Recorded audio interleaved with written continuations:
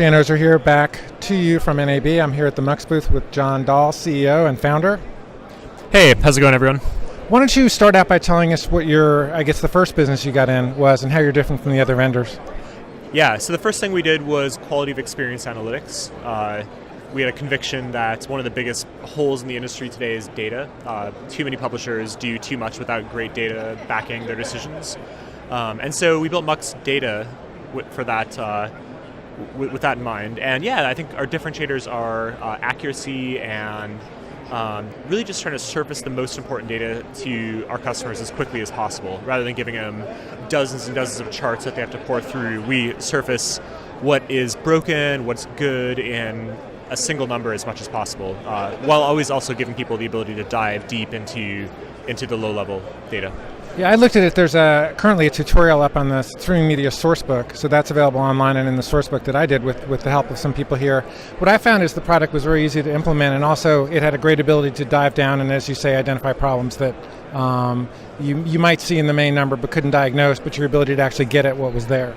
Yeah, I think we try to take sort of a pyramid approach where at the very top you get the most important information, but you can go all the way down to a full timeline of every individual video view. You can see every event fired by every player on your platform at the bottom, all the way up to the summary at the top. And where are you price-wise compared to the others?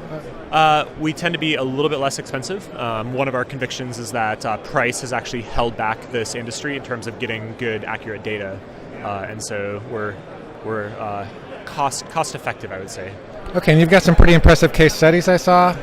Yeah, we have some case studies out there with customers like New York Times and Wistia, IGN, some other good ones coming soon, and we had people see pretty significant improvements to their performance by using data to drive optimization. When you say performance, you mean what? Yeah, so we define performance as having video streaming performance having four attributes. One is, did the video play at all? Was there an error? Second is, how long did it take to load? Third is, did it rebuffer? And the fourth is, what's the visual quality of the video? What does that translate, if you optimize that, what does that translate to the vendors? Is that better retention? And what's the benefit to them? Yeah, so these areas of performance measurably correlate to watch time. People abandon video when they run into problems, especially just given how competitive video is today. You can usually watch the same video multiple places today. Even if you can't watch the same one, you can jump from one to another with not a lot of switching cost. So performance directly drives revenue for our customers. Okay, and recently, within the last 6 to 12 months, you announced a second product. Tell us about that. Yeah. Our second product is called Mux Video. It's actually just 2 months old, so pretty new. And it's an API to basically instant video streaming. So we ingest video, we do a just-in-time transcode as users are watching, and make it available, optimized for every device.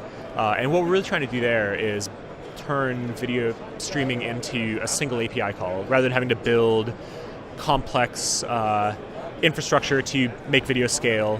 It just works. But maybe the most important thing there is that it's driven by data. So we're not just trying to make it easy, but we're actually trying to do it better by dynamically optimizing how video is streamed, how it's encoded, all of those things using data. What does that mean? I mean, is it live or VOD or both? It's both. VOD is in production, live is in development, but it's fundamentally both. So I give you a soccer video. You're creating one encoding ladder and sending that, or you talk about dynamic optimization. Yeah. What is that?